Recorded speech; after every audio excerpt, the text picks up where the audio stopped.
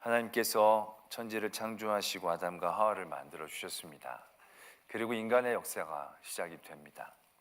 인간의 역사가 시작이 되어지면서 또 시작된 역사가 있습니다. 그건 의로움의 역사도 아니고 거룩함의 역사도 아닙니다. 안타깝게도 인간의 역사와 함께 죄의 역사가 시작이 된 겁니다. 아담과 하와가 불순종으로 죄를 저지르고 그 다음에 가인이 죄를 저지르고 창세기 6장에 보면 사람들이 땅에 번성했다라고 적고 있습니다.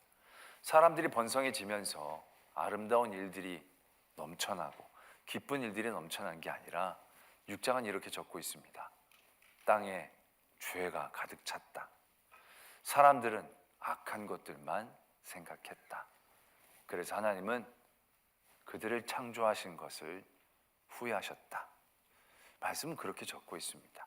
인간의 발전과 함께 좋은 것들이 발전했으면 참 좋았을 터인데 그렇지 않았습니다. 사람이 늘어나는 곳에 죄가 늘어났습니다.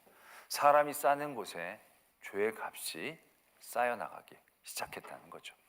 그래서 하나님께서는 홍수로 그들을 심판하셨습니다. 그러나 노아를 남겨두셨습니다.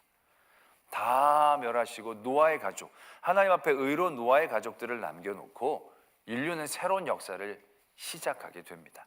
이제 전과는 다르게 보다도 하나님 앞에 거룩하고 의롭고 선한 백성들로 아름다운 역사를 세워나갔으면 참 좋았을 터인데 창세기 11장에 보면 바벨탑 사건이 나옵니다. 사람들이 땅에 또 번성하고 평만해지게 되어지자 그들이 생각해낸 건 다른 게 아닙니다. 하나님께 영광을 돌리자도 아니었습니다. 탑을 높이 세우자. 그리고 우리가 흩어짐을 면하자. 우리의 이름을 내자. 그들은 교만해지기 시작했다라는 거죠. 그래서 하나님이 그들의 말을 바꿔놓으셨습니다. 엄청난 일을 하신 게 아니라 말만 바꿔놓았을 뿐인데 그들은 저마다 자기에 맞는 사람들끼리 모여 흩어져 버렸다. 안타깝게도 인간의 역사는 죄의 역사와 같이 하고 있었다라는 얘기죠. 그러나 그 죄의 역사와 함께 또 다른 역사가 시작이 됩니다. 바로 하나님의 은혜의 역사입니다. 아담과 하와의 죄 가운데 동물 옷을 지어 입혀주시는 하나님의 은혜가 시작이 된 겁니다. 동생을 죽인 가인의 살인 앞에 가인을 죽이지 않게 표를 주시는 하나님의 은혜의 역사가 시작이 되는 것이고요. 홍수 심판 가운데 노아를 살리시고 무지개의 약속을 통해서 다시는 물로 심판하시지 않겠다는 하나님의 약속이 시작이 됩니다. 그리고 창세기 12장에 아브라함을 택하여 부르십니다. 그리고 아브라함에게 복을 얘기하십니다. 네가 복이 되게 하겠다. 네가 모든 민족의 복의 근원이 되게 하겠다. 하나님은 복이란 얘기를 죄의 역사 가운데 빠져있는 인간들에게 주십니다. 점점 어두워지는 이 땅 가운데 복이라는 빛을 하나님은 잃지 않고 허락해 주신다는 얘기죠. 그 복의 계보는 계속됩니다. 아브라함에 이어서 이삭에 의해서 야곱까지 그 이후로도 복의 계보는 계속이 되어집니다. 그런데 오늘 우리는 야곱을 한번 살펴보고자 합니다. 그 복된 계보로 하나님께서 은혜로 세워주신 아브라함과 이삭, 참으로 복된 삶의 자리에 있는 그들이었는데 야곱은 자기의 삶을 스스로 평가할 때 그 복을 인정하지 않고 있다는 사실입니다. 야곱이 나중에 요셉이 죽은 줄 알았는데 살아있었죠. 살아있는 것뿐만이 아니라 애굽의 총리가 되었다는 겁니다. 그래서 요셉을 만나러 온 가족이 다 내려가죠. 그래서 그 자리에서 바로 왕을 만나게 됩니다. 바로 왕을 만나러 나갔더니 바로 왕이 야곱에게 묻습니다. 나이가 몇이냐고. 애굽에 그렇게 유교주의 국가도 아닌데 나이를 묻고 그런지 모르겠습니다. 나이를 물었더니 나이를 물으면 이제 야곱이 내가 130입니다. 뭐 그렇게 얘기하고 말던지 했을 텐데 얘기를 이렇게 합니다. 내가 130인데 내 선조의 연한에는 미치지 못하지만 나그네 세월을 그렇게 살았습니다. 그리고 나는 참 험악한 삶을 살았습니다. 이렇게 고백을 하고 있다는 겁니다. 여러분 한번 생각해 보십시오. 지금 자기 아들이 총리로 있는 상사입니다. 상사 바로를 자기가 만나는 가운데 있는 거예요. 그럼 사람이 이제 자기를 만나고 자기를 소개할 때 대부분의 사람이라면 자기를 더 좋게 더 포장해서 말하고 싶어 할 겁니다.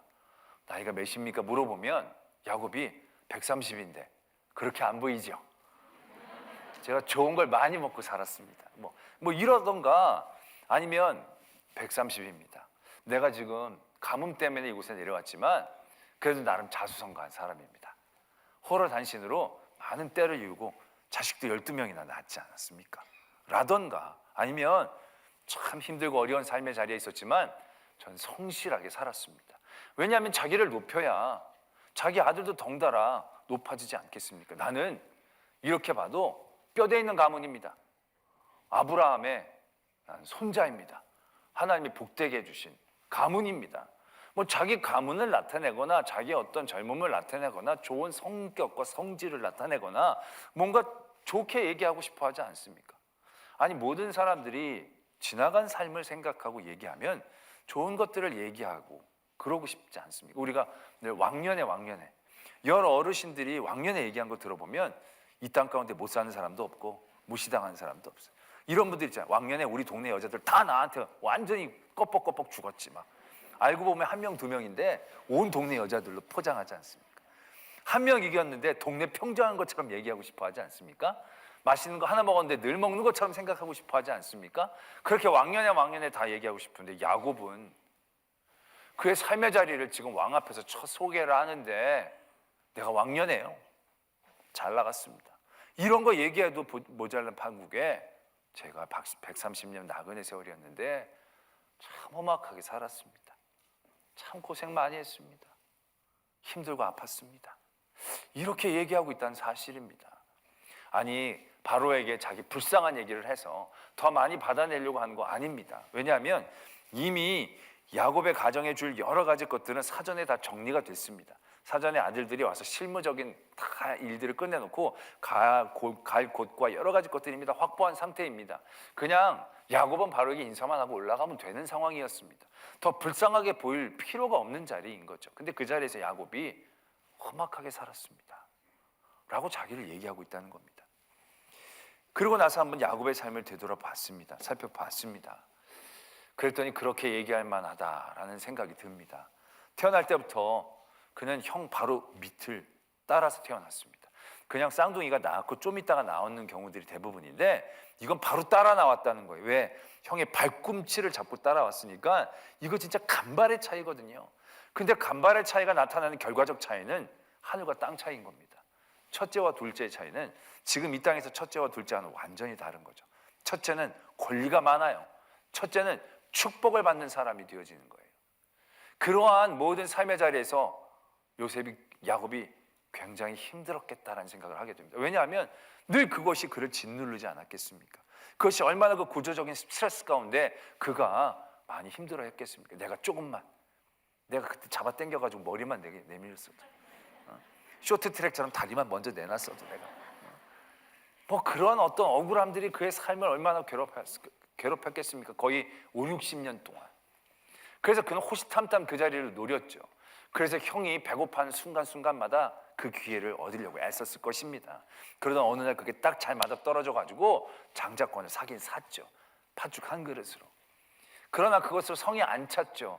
그 다음에도 계속 눌리는 거지. 이거 갖고는 안 된다. 뭔가 더 확실한 걸 내가 받아야 되겠다. 아버지의 축복을 받아야 되는데 아버지의 축복을 받는 건 뭘 사고 팔 수 있는 종류의 얘기가 아니죠. 결국 속입니다. 사기를 치는 거죠. 성공했습니다. 그래서 장자권도 얻고 축복 기도도 받아냈습니다. 그런데 그가 그걸 얻기 위해 얼마나 애쓰고 긴장하면서 수고했겠습니까? 그의 삶과 운명을 바꾸기 위해 그가 노력하고 애쓴 결과물입니다. 근데 나타난 현상은 완전히 부작용으로 나타났습니다. 그가 누리고 그가 취득한 게 거의 없습니다. 그냥 형의 분노만 사가지고 형이 아버지 곧 돌아가실 때가 됐는데 돌아가시기만 하면 내가 야곱을 반드시 죽인다. 끓어오르는 분노만을 만들어낸 거예요. 부작용을 만들어낸 거예요. 야곱은 자기의 삶을 바꿔보고자 안간힘을 썼을 뿐인데 그의 뜻대로 그 일들이 이루어지질 않았어요. 그가 얻었지만 얻지 못한 거예요. 그래서 도망치죠. 도망쳐서 라반의 집에서 더부살이를 합니다. 그 더부살이를 하면서 어떻게 됐냐면 14년 동안 아내 둘을 얻기 위해 애를 씁니다. 참 터무니없는 일이죠. 그는 그 전에 아버지를 속였듯이 여기선 속임을 당하죠. 그래서 7년은 더 안 해도 되는데 그 7년을 허비하게 되어지죠.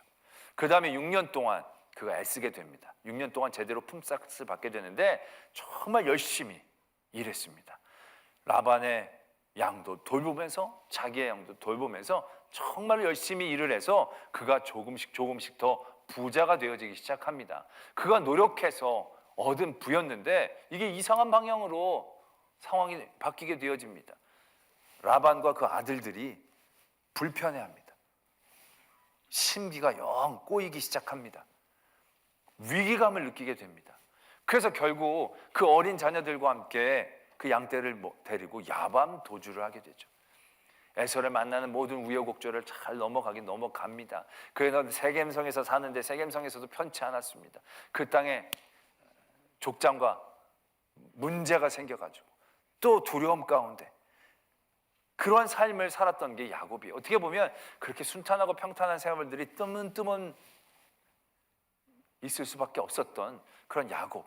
그래서 내가 험악하다라고 얘기할 만도 하다라는 생각들을 해보게 됩니다. 그러나 그의 험악함은 더 있습니다.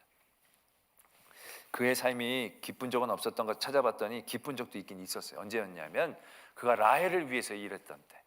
처음 내려갔을 때 외삼촌이 공짜로 일하지 말고 품삯을 받아라고 얘기했을 때 야곱이 이렇게 해서 내가 라헬을 주십시오. 그랬더니 7년 동안 일해라. 그래서 7년 동안을 일했는데 그때 성경이 뭐라고 적었느냐면 7년을 수일처럼 여겼다는 거예요. 왜? 라헬을 너무 사랑하니까. 아마 그 7년의 세월은 그에게 너무나도 꿈 같고 달콤한 시간이었을 것입니다. 7년의 그 세월이 수일처럼 여겨질 정도로 너무나도 행복한 시간이었을 것입니다. 그러나 그 깊은 사랑, 그를 기쁘게 한 사랑은 어떠한 결과를 만들어냅니까? 오히려 그 사랑에 눈이 멀었다고 얘기해야 되나요? 그 똑똑한 야곱이 사기를 당하죠. 첫날 밤에 들어오는데 라헬이 아니라 레아예요. 정말 사랑한 게 맞나 싶어요. 그걸 왜 모를까요? 숨소리만 들어도 알 텐데. 하여튼 속아 넘어가는 거예요. 그래서 7년을 완전히 속아서 또 일을 할 수밖에 없죠. 또 그가 사랑하는 사람들 가운데 제일 먼저 그를 떠난 사람이 라헬이에요. 그가 사랑한 만큼 그를 힘들고 고통스럽게 한 존재가 되어지는 거죠. 그 이후에 야곱은 요셉을 바라보며 살았어요. 요셉을 사랑했어요. 요셉을 좋은 옷을 입히고 아름답게 꾸며줬어요. 그 보는 맛으로 살았어요. 근데 어느 날 형들에게 심부름을 보냈는데 형들이 요셉의 피 묻은 찢겨진 옷을 가지고 오는 거예요. 이걸 발견했습니다. 그 옷을 바라본 야곱의 마음, 그때부터 야곱은 솔직히 살아도 산 게 아닐 거예요. 그 모든 고통의 순간, 요셉이 살아있다는 소식을 듣는 그 순간까지도 야곱 스스로도 야곱 그 인생을 복되고 기쁘다고 얘기하기가 어려웠다는 얘기죠. 그래서 그는 그러한 자기의 삶의 고백이 툭 튀어져 나옵니다. 누구보다도 열심히 살았고 하나님의 복의 계보에 있었던 야곱이었는데 그는 그의 삶을 험악한 세월을 살았습니다 라고 얘기했다라는 얘기죠. 그러나 우리는 그의 삶 가운데에서 그가 애쓰고 힘썼던 모든 것들이 오히려 그를 배신하고 그에게 허망한 일들로 돌아왔지만 결코 배신하지 않았던 그의 열심, 그 열심을 오늘 만나게 됩니다. 그게 바로 오늘 우리가 읽었던 이 말씀입니다. 야복강 나루토에서 에서를 만나기 전에 두려움 가운데 있었을 때 하나님을 만나게 되죠. 그 하나님의 사람과 씨름을 하게 됩니다. 그 씨름 가운데 아마 야곱은 많은 힘을 쏟아 부었을 것입니다. 그 모든 열심 가운데 그 잡은 손을 놓지 않았을 것입니다. 하나님의 사람이 야곱을 뿌리치려고 하지만 좀처럼 뿌려치지 않습니다. 결국 이 고관절 탈골시키는 일까지 하시지요. 이게 다리에 힘이 빠지면 정말 손으로만 메어 달려야 되는데요. 손으로만 메어 달리면 진짜 한계가 있거든요. 다리에 힘을 잃으면 아무것도 못하는 겁니다. 그러나 그럼에도 불구하고 야곱은 그 손을 놓지 않습니다. 그의 이 열심이 하나님의 마음을 감동시키시죠. 하나님을 이겼다라기보다는 하나님이 져주고 싶은 마음을 갖게 하는 것입니다. 그래서 묻습니다. 네 이름이 뭐냐? 야곱입니다.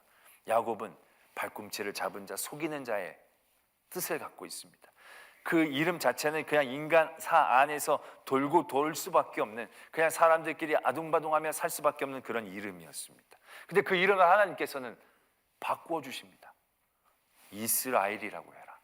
네가 하나님과 사람과 더불어 겨루어 이겼다. 그의 이름을 바꾸어 주시는 놀라운 은혜를 경험하게 됩니다.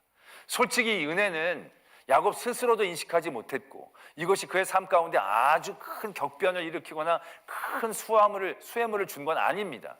그 다음에 에서를 만날 때 무사히 넘어갔지만 이것 때문에 무사히 넘어갔는지 그가 선물을 나누어 많이 보냈기 때문에 넘어갔는지 솔직히 구분하기 쉽지 않은 상황에서 그의 상황 가운데 이름이 바뀌었다고 크게 바뀐 건 없었습니다. 그러나 그의 뜻과 그의 생각과 그의 판단과는 다르게 그의 삶 가운데 모든 열정과 노력과 애씀 가운데 헛되어지지 않은 한 가지, 그게 바로 이 사건이었다는 겁니다. 그가 장자권을 얻기 위해 애쓰고 노력했습니다. 축복을 받기 위해 속이기까지 했습니다. 돈을 더 잘 벌기 위해 불철주야 노력하면서 돈을 벌었습니다. 그러나 그 모든 것들은 어떠한 결과로 그에게 다가왔습니까? 형의 분노로 집에서 쫓겨나거나 저주를 받는 인생이 되거나 다른 사람의 시기와 질투 가운데 그의 삶이 오히려 더 위험 가운데 내몰려지게 되어지는 그러한 결과를 만들어냈습니다. 더 사랑하는 사람을 통하여 마음을 위로받기를 원했지만 그 사랑하는 사람을 통하여 오히려 더 큰 슬픔과 아픔을 경험할 수밖에 없었습니다. 그는 그가 힘쓰고 애쓰고 사랑하는 모든 것들에 다 배신을 당한 겁니다. 그것들에 다 부작용 가운데 그는 빠져버린 것입니다. 그리고 그의 인생조차 그는 그 스스로가 이렇게 판단한 거죠. 험악한 세월이었습니다. 그러나 그도 미처 기억하지 못하고 떠올리지 못하는 사건이었지만 그러나 그를 이스라엘 되게 해주셨던 그의 노력과 그의 땀과 그의 눈물이 절대로 헛되어지지 않은 한 가지 사건, 그게 바로 하나님을 붙잡는 사건이었다라는 것입니다. 이것이 굉장히 중요한 하나님의 은혜의 일이다라는 얘기죠. 인간의 삶은 그것과 닮았습니다. 야곱의 삶과 닮았습니다. 우리는 애쓰고 힘썼습니다. 잘 살고 더 복되려고 애쓰고 힘썼지만 우리가 애쓰면 애쓸수록 복되려면 복될수록 이상하게 험악한 삶의 자리들을 계속적으로 만나게 되어진다는 것이죠. 그런 가운데 하나님께서는 우리에게 빛을 주십니다. 우리가 애쓰고 힘쓰는 것, 이 세상에서는 다 헛되어질 수 있고 그것이 나를 다 배신할 수 있는데 우리 애쓰고 힘쓰는 것 가운데 절대로 우리를 배신하지 않는 그 은혜의 자리를 우리에게 가르쳐 주신 것입니다. 그 자리가 어떤 자리입니까? 바로 야복강 나루토의 야곱의 이 자리입니다. 이 자리는 어떻게 보면 당장 무엇인가를 누린 것 같아 보이지는 않습니다.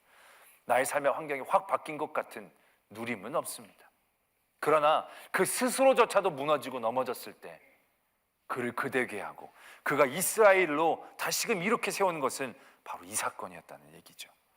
이 눈물, 이 땀, 이 고통, 그러나 하나님을 향한 이 열심은 야곱을 배신하지 않았다는 겁니다.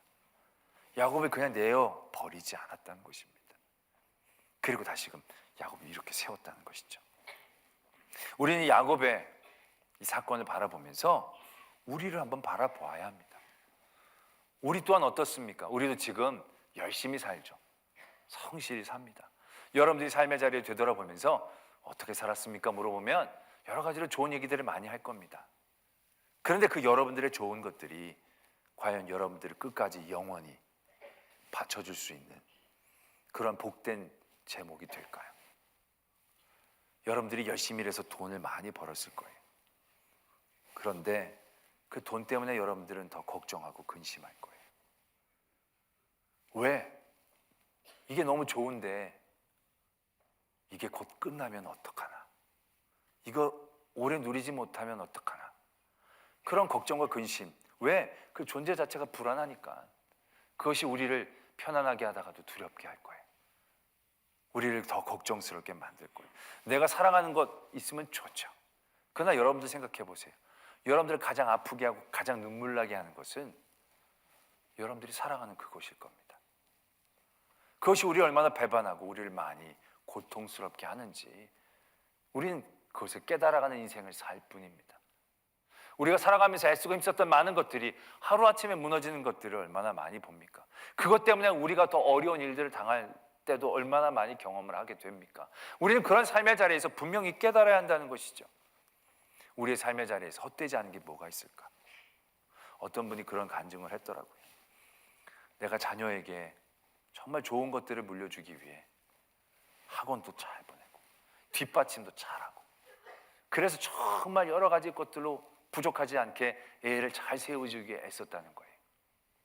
근데 애가 하루아침에 마음이 삐뚤어지니까 자기 모든 것들이 다 수포로 돌아간다는 거예요. 애가 하루아침에 큰 병에 걸리니까 그런 모든 것들이 그림자처럼 사라져 버린다는 거예요. 그러면서 힘들어하고 애써온 그 아이에게 과연 무엇이 있어야 될까? 그때 깨달았다는 거죠. 그 안에 하나님이 계셔야 된다는 거죠. 그 하나님이 남겨졌었더라면 그 모든 것들이 헛되지 않았을 터인데, 그 아이를 위해서 그 아이의 노후 대책까지 다 세워놓고 몇 살 때는 먹을 거, 몇 살 때 먹을 것까지 다 만들어 놓으면 그 아이의 삶에 아무런 걱정과 근심이 없을까요? 억만금을 남겨주면 문제가 없을까요? 그렇지 않지 않습니까?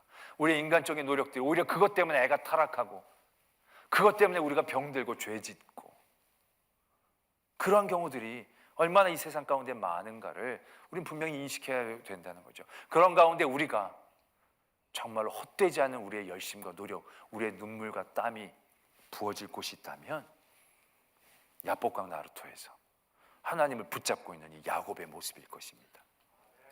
당장에는 어떤 효과가 느껴지지 않을지라도 이 시간만큼은 절대로 사라지지 않는 시간입니다.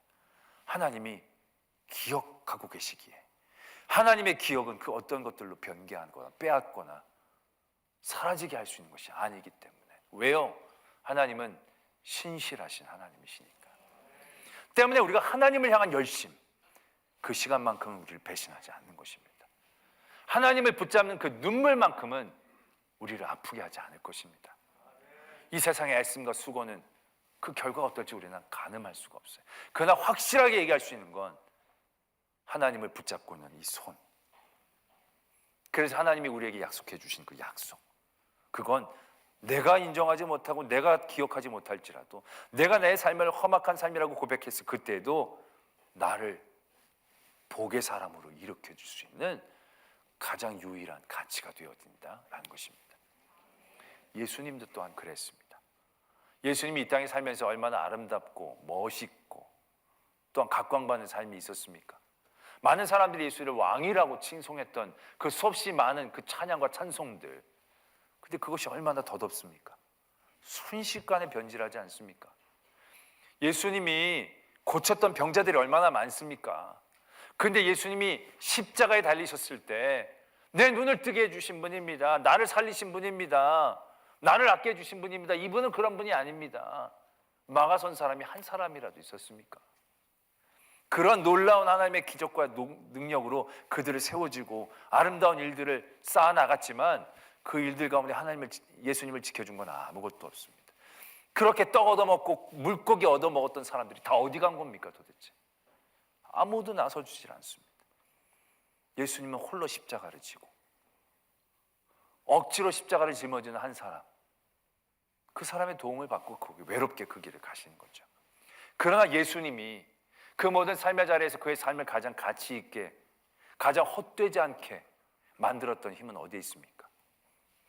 하나님께 흘렸던 눈물이죠. 하나님께 흘렸던 땀입니다.